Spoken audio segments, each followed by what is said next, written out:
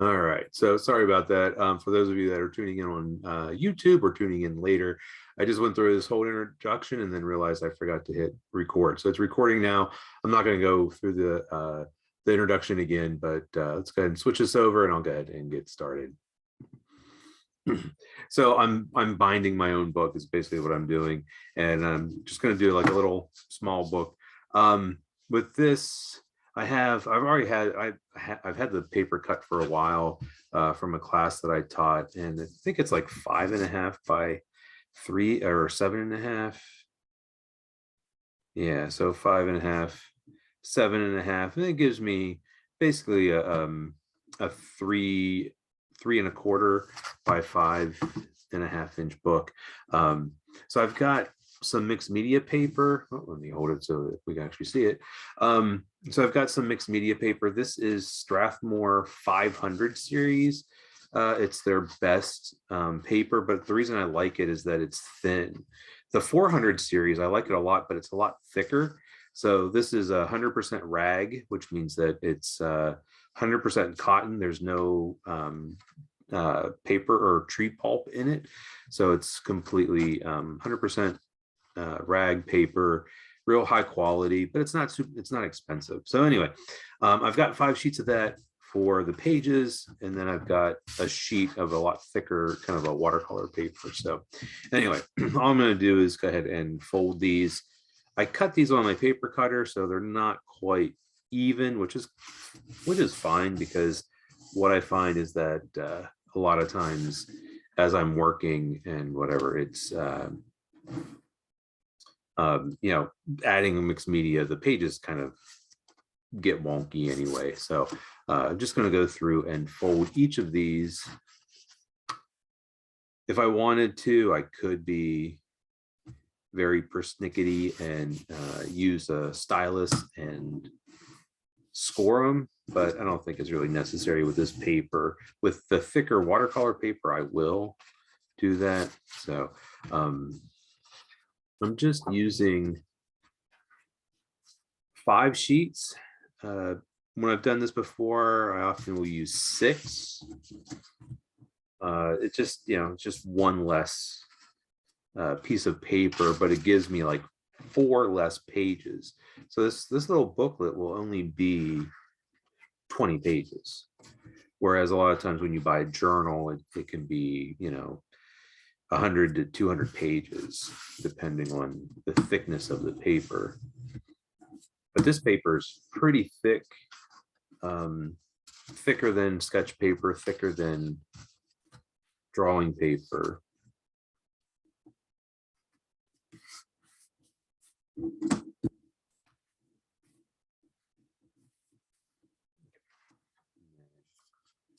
right, so I've got the 5 pages folded, or 5 sheets folded. This is going to give me 20 pages, like I said, because it's 1, 2. So basically each sheet has 4 pages, and then the cover. So this is the cover. This is a watercolor paper. I do want to score this. So what I'm going to do is use my ruler.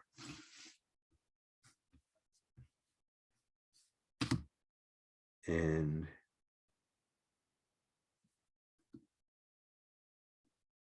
all right, so it's 7.5, so I need 3.25. Or actually, no, sorry, my math is off. 3.75. And then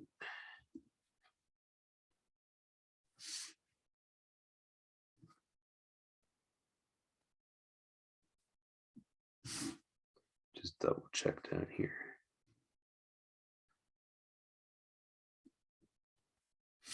Okay. And then I'm going to take, I have a stylus. This is a double-ended stylus. So it's got a little ball on the end. It's got like a thicker side and a thinner side.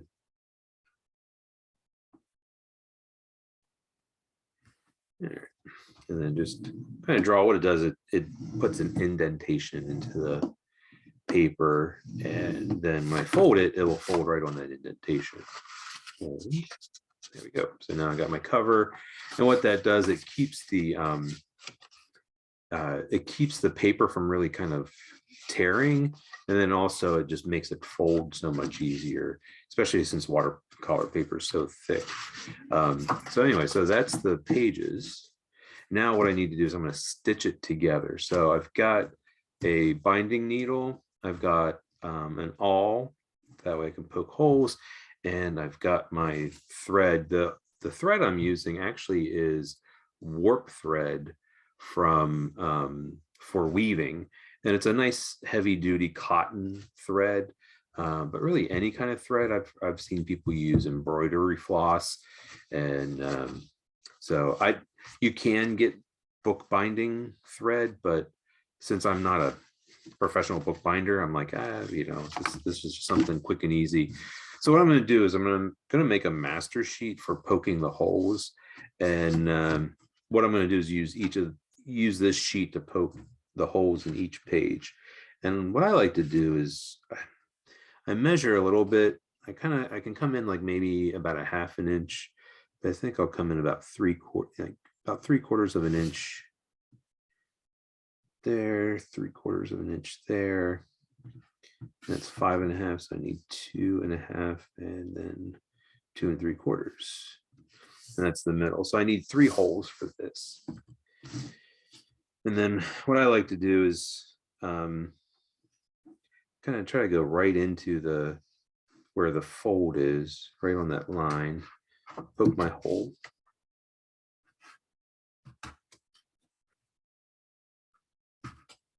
So you could just do this with the needle. That's not, but I find the awls a little bit easier to control.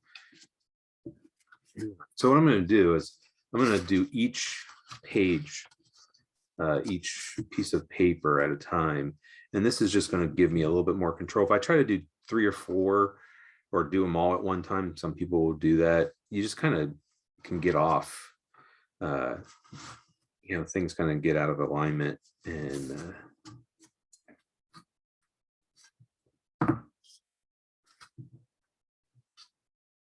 I'm just really trying to make sure that the paper's like in the fold, and then just flip it through.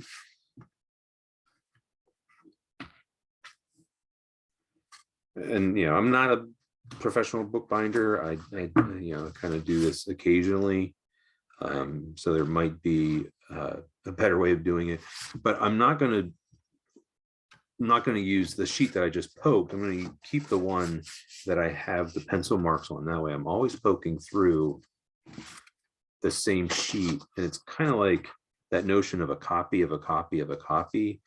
So if I were to use this sheet, if the holes are off just a little bit, and then I do the next sheet, they can be off a little bit. Next thing I know, by the time I'm done poking all the holes, it can be really off.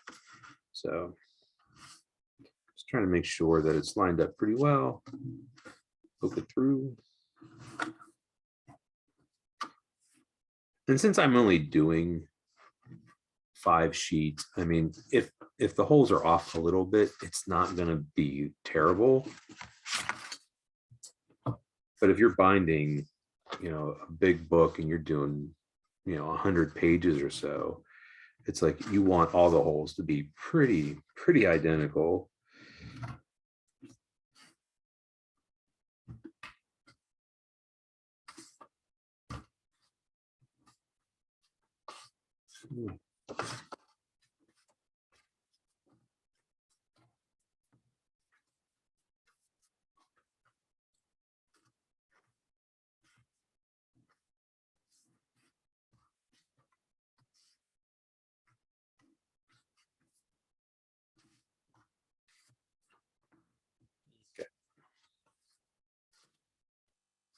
I did that.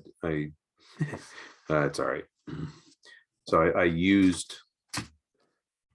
didn't use my master sheet for that last one. Wasn't paying attention as I was doing it. That's all right. Like I said, I only have 5 sheets, and then now I'm going to do the cover.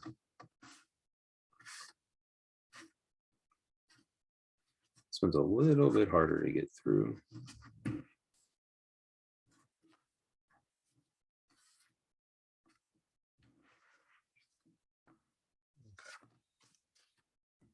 So there I have all my holes.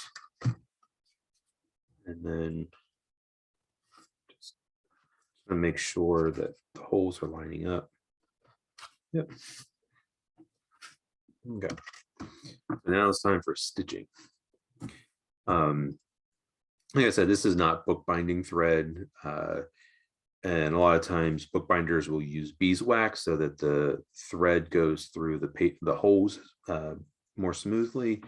I'm not going to worry about that. And there might be a formula for like how much thread you need. I don't know what that would be, but I just kind of guess at it.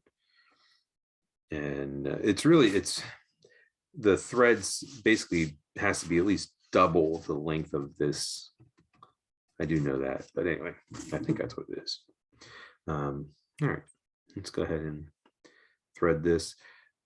This needle I have actually has a fairly big hole, big eye. Some of them are kind of small. Now, I'm not going to tie a knot or anything, but what I'm going to do is leave a little bit of a tail. And I just want to make sure that I'm kind of pinching the tail so it doesn't go anywhere. And then I'm going to start off. I can go up through, let's see, let me go up through the outside. Actually, let me go down through the inside just to make sure they're lined up. Now I'm going to come back up, make the needle come through. I'm just going to wiggle it, and then I want to make sure I grab it so that the tail doesn't come out. And I want to leave the tail hanging out that side. And then it doesn't matter. I can go to the top hole or I can go to the bottom hole and go down through. And wiggle it. Okay. And now I'm going to jump all the way down to the bottom hole and come up through. And now I'm going to take this down through the center hole. So that way I'll have two tails that come out the center hole. I'm going to trim these just so they're a little bit more manageable. Okay. So before I tie the knot, I want to make sure that it doesn't have to be super tight, but I'm just going to kind of pull, making sure that it's fairly tight. And I have the tail so that one comes out on this side up front, like underneath this thread. So that way, when I tie the knot, this long thread here will get captured in it. So I'm just going to tie it. Nothing fancy. Actually, I'm going to do that once, and I'll do that twice. That should be, so just a double knot should be. And the nice thing is I can leave that thread on there. Some folks will do that and they'll tie beads and other stuff to it. But that's pretty much it. So now I have my little book. Okay, so yeah, so that's kind of something different. If I wanted to, like, I don't know if you can see, like the pages don't quite line up perfectly. So I could trim it, and I've done that before. Take a ruler and an X-Acto knife, or a box cutter, and kind of trim it. But because it's going to be mixed media, it's going to be all wonky anyway. So anyway, you go ahead and just bend it, get the pages to open. All right. So I'm just going to kind of start off. I think I'm just going to paint. So, I do this quite a bit, before I lose my needle. Put that back in the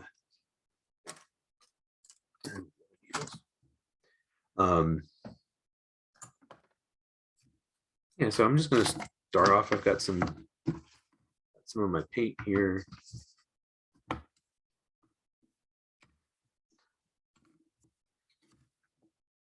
Let's grab some brushes.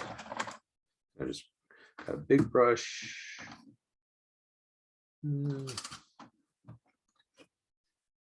Okay, that should be pretty good for now. Somebody asked about covers. A lot of times with these little books, I don't really think too much about a cover. I don't know. I never really think about it because with my big books, I always do stickers. So anyway, no idea exactly what I'm going to do, but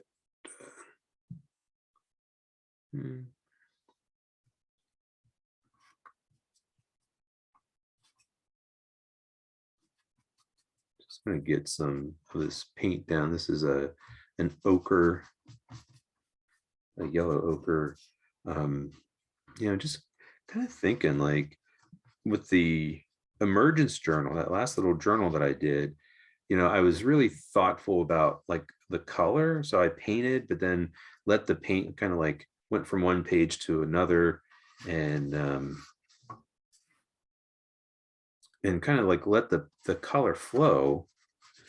I think this time though, like what would happen like if I limit my color? So instead of doing a ton of different colors, what if I just sort of use this ochre to kind of get it started and did that throughout? So yeah, I don't know. Just gonna kind of see where this goes. So I'm not worrying about like using the hair dryer to dry the pages. Just not even worrying about filling pages, just trying to get some color down.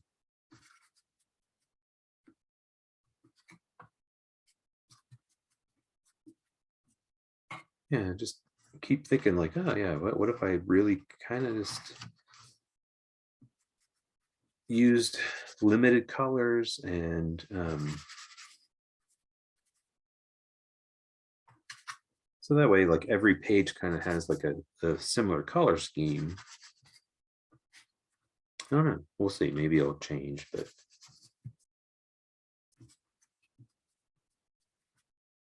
I love using yellows and ochres and browns and reds. Maybe that's what I'll do with this whole book.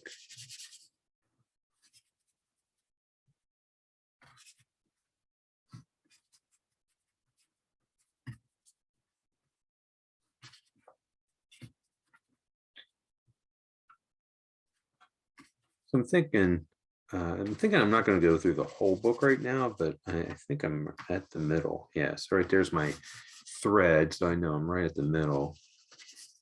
So maybe if I just kind of get here, yeah, I could keep working throughout the whole book, but just maybe start to go back, start thinking about what else is going to happen. These pages are damp, so I think I am going to go back. I want them to be dry before I kind of start doing some other stuff to it. So I'm going to take and grab my hair dryer. Let me go ahead and mute it so that way you don't have to listen to it.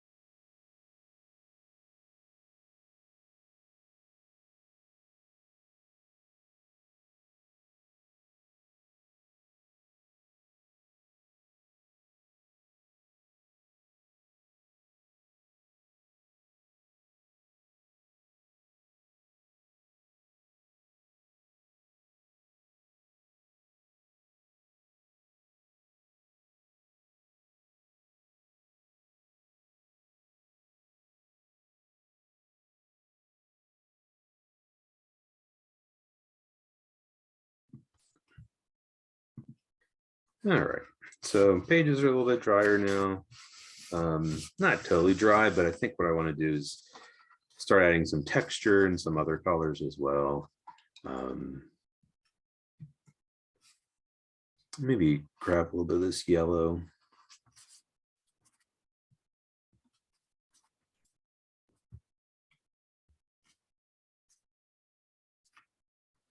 Yeah, I don't really have any kind of idea for this little book.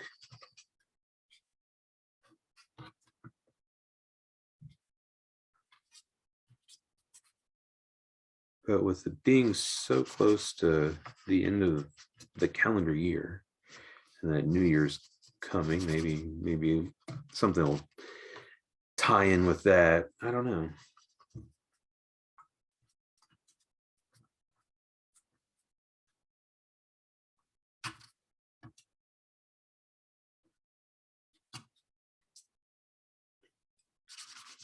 And just like my last little book, the Emergence Journal, this is going to probably be more of an art journal, something that maybe doesn't really, I'm not going to work in this daily. Yeah,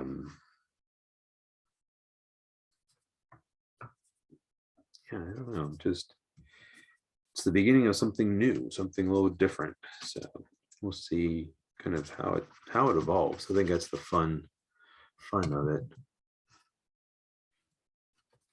All right.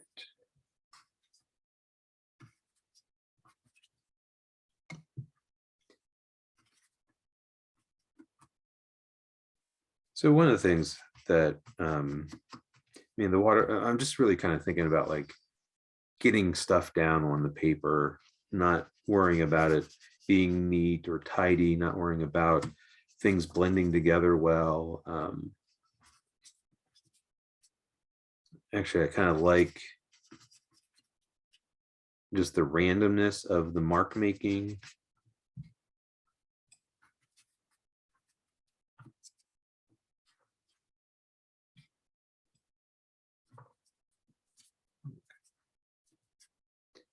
So again, kind of got to the middle. We'll go ahead and stop there.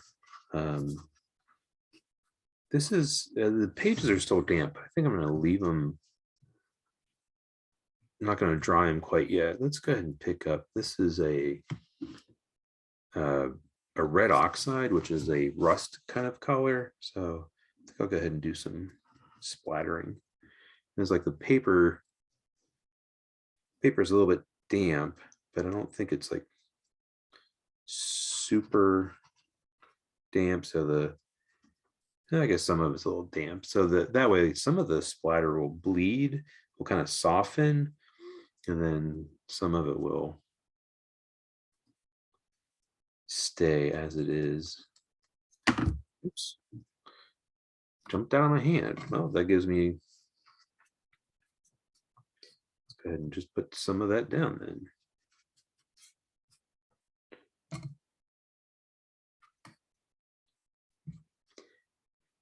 I don't think I want to do this to do that to every page.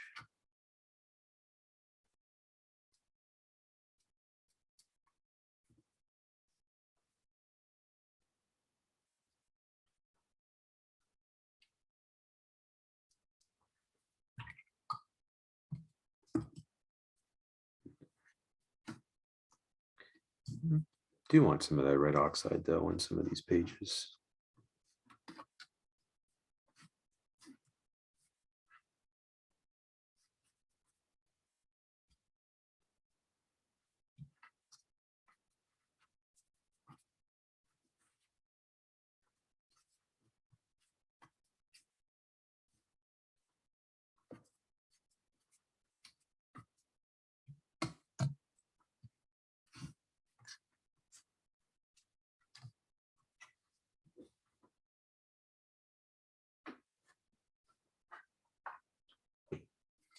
Just grabbing something from a box on a shelf here. Grabbing my plastic mesh.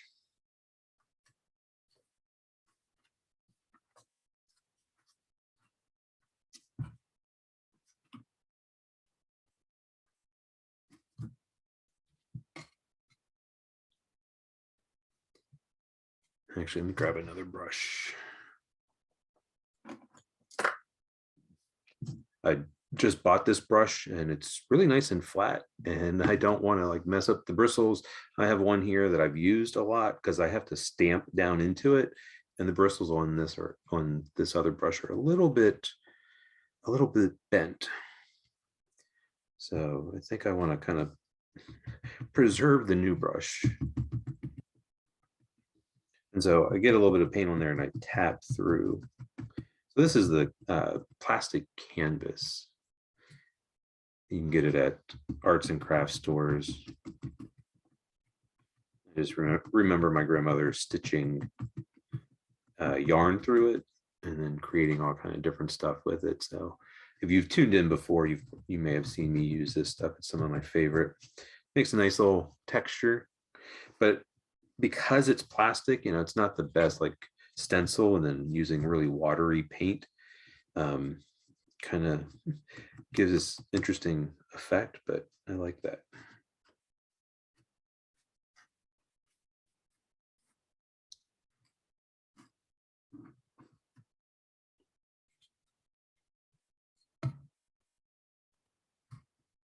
All right.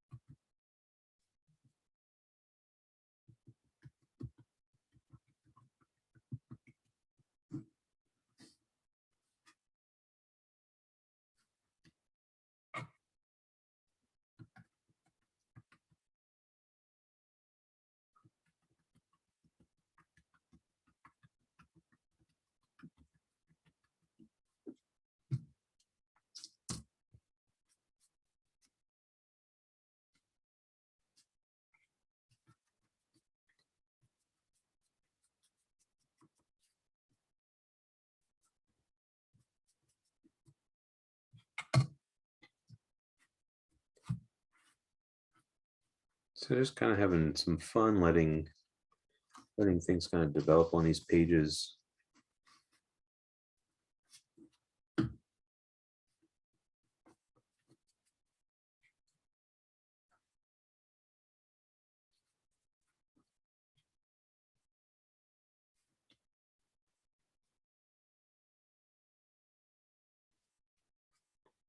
So it might be interesting to kind of, if folks want to kind of chime in, kind of, you know, like how do you all get pages started? Do you do color down? Do you use stamps? Do you, you know, spray with alcohol inks? I'd love to hear what like some of you all do to get your pages or get your artwork started. So if you want to chime in the comments, that's always great. Let folks kind of see.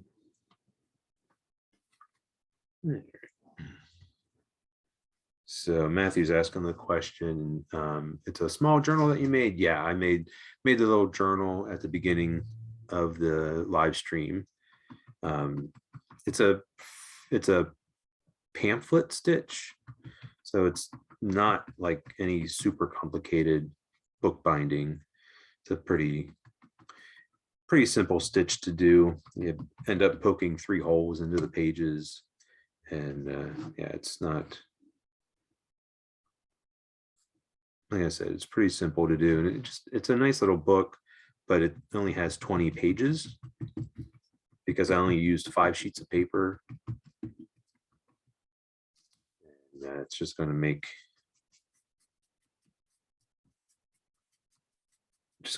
kind of for a nice small short book.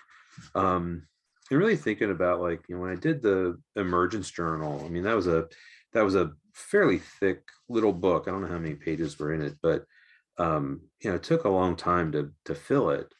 But I'm thinking of this as more like a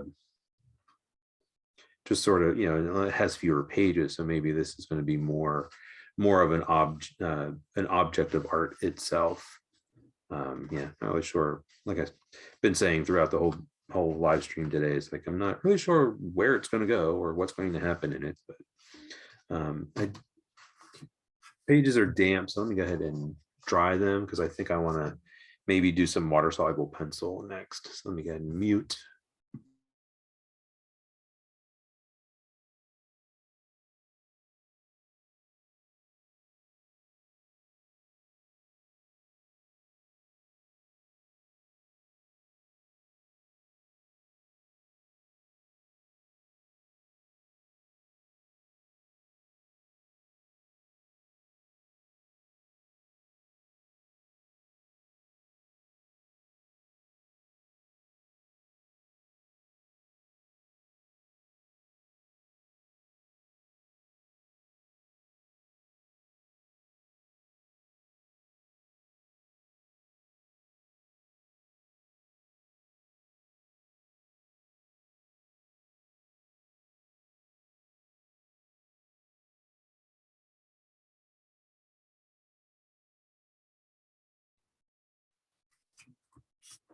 Okay, so I want the pages to be fairly dry.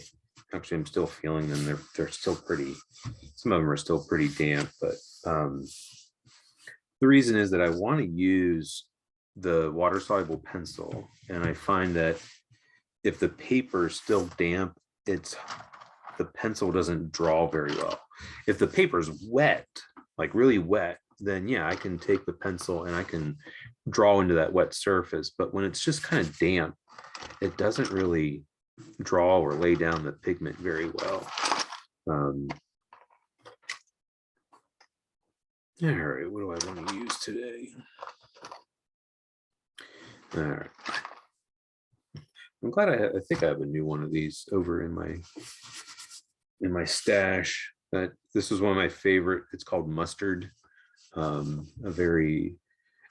It's interesting. These are the Derwent Inktense, and my favorite.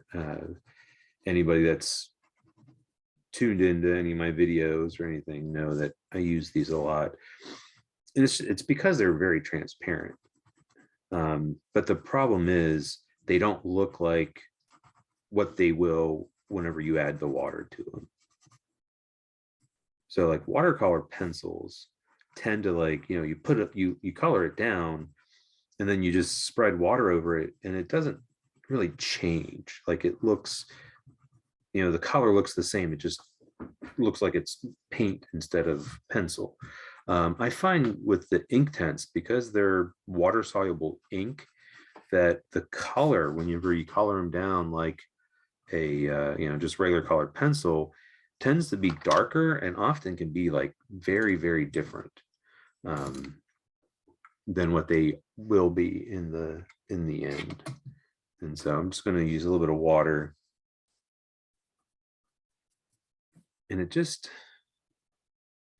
like, this mustard is a real bright, vivid golden color. And when it's the dry pencil, it's just very, looks very tan, almost like a brown.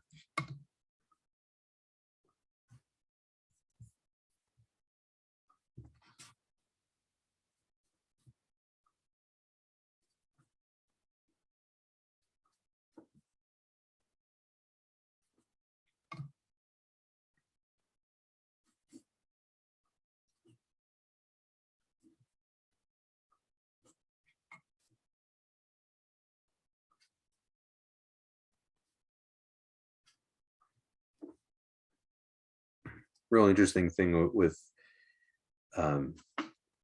doing something small is just that the results are very quick and very much immediate. I'm going to skip a couple pages and then use that same color. Just trying to think, like, do I want to do circles? Do I want to do, I do a lot of squares and circles and geometric shapes just for structure. I think I'll go ahead and do a circle.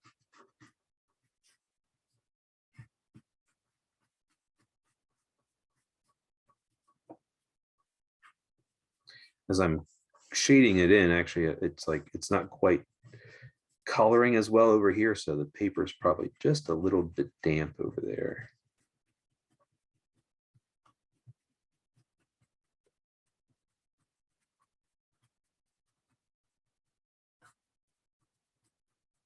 but I think it'll be okay.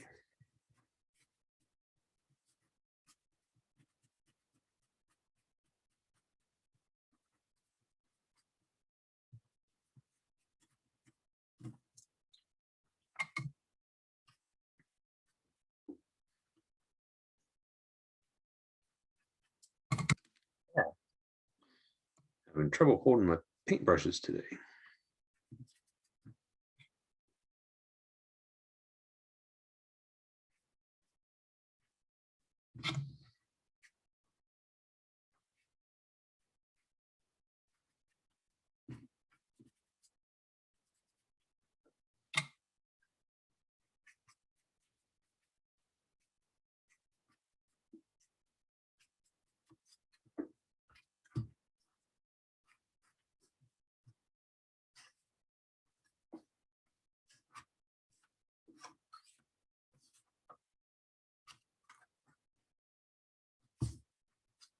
Just trying to give this a little time to dry a little bit and soak into the paper.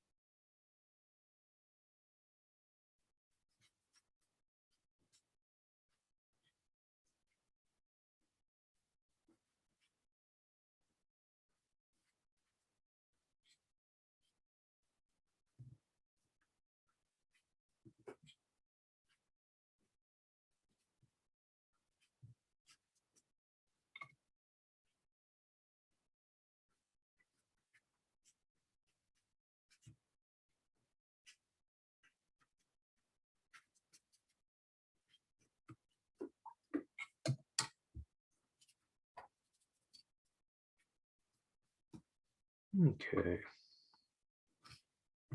All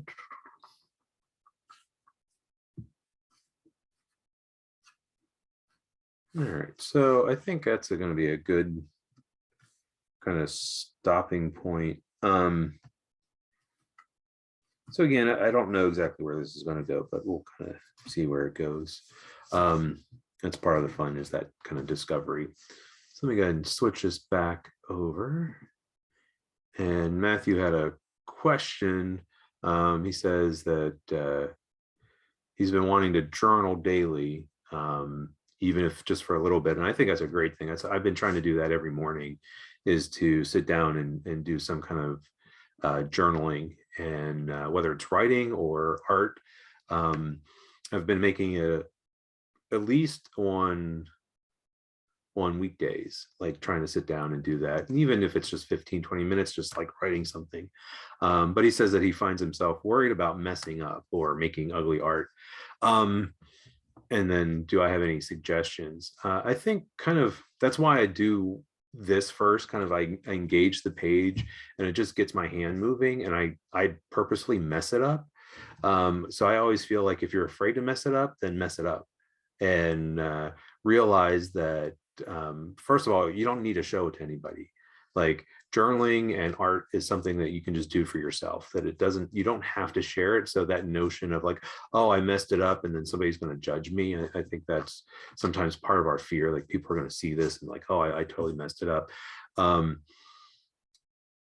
The other thing is, I think you need to like give yourself permission, like realize like, yeah, I'm not a machine, I'm not a computer, I'm not perfect, but it's okay if things are messed up.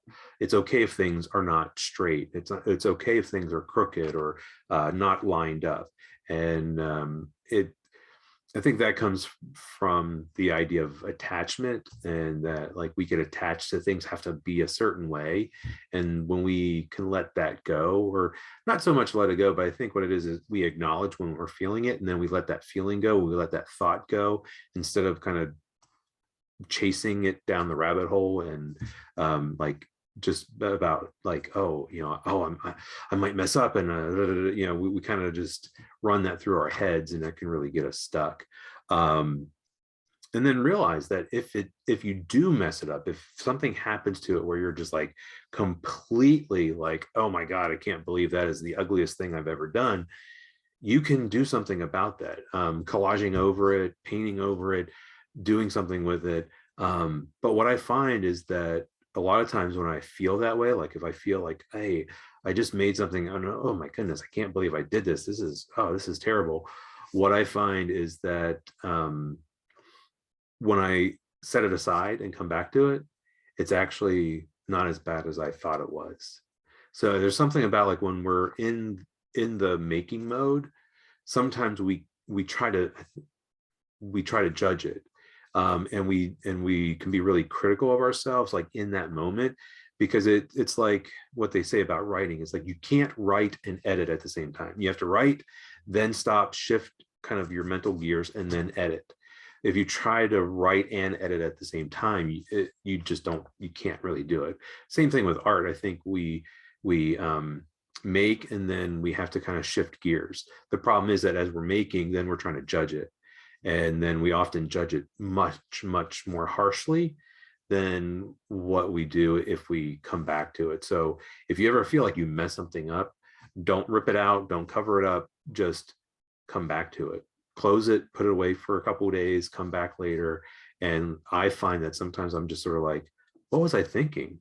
This is awesome. I can't believe that there's some, I often find that they are the things that I really end up liking because, well, I don't know why, because I think because when we come back with fresh eyes, we come back with a different mindset, and it's something that's a little bit, yeah, it's never as bad as I think we think it is. But yeah, but you just realize like, hey, if I mess up, so what? The world's not going to blow up. We're not going to die, hopefully. We don't have to share it with anybody, so we don't have to worry about like getting negative feedback. And even if we do get negative feedback from folks, it's sort of like, well, so what? Is it somebody that I care about their opinion, or is it some random stranger online? And then, yeah, if I do totally mess up, I can always do something with it. So anyway, I don't know if that answers your question or gives you any kind of advice about it, but I never worry about, well, I can't say I never do, because I do. There are times whenever I'm like, oh, I don't want to mess this up, or maybe I'm doing something. I started a new series of journal pages that's based on podcasts and videos. And I'm working on one now, and I'm like, oh man, this thing is like totally like off. It's off center, it's crooked. And I'm just like, oh, and I feel that like, oh, I want to go back and try to fix it.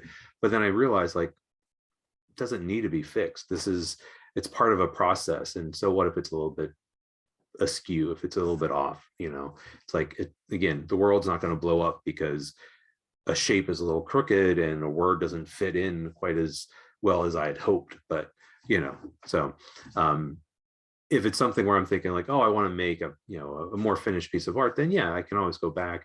But that's the great thing, is I can always go back and fix it. So, or do something different with it. But anyway, so yeah, so I started by making a little book today and just kind of getting the pages started. Don't know where it's going to go. To me, that's part of the fun. That's part of the discovery process. Have a feeling that it's going to tie into some of the things that I've been working on. I think it always kind of boils down to that what's on my mind now ends up kind of permeating through everything that I make and create and do. So anyway, so hope you enjoyed it, and I appreciate you being here. Please let me know if you have any questions or comments or concerns. Pop them in the comments, whether it's on Facebook or whether it's on YouTube. And for those of you tuning in for YouTube, I apologize for not remembering to start recording earlier. And sorry that you missed the introduction, but it was just basically about saying how I was making a little book, so didn't miss much. Anyway, so thank you so much for tuning in. I appreciate it. I appreciate you spending some time with me, and thank you so much. And as always, happy creating.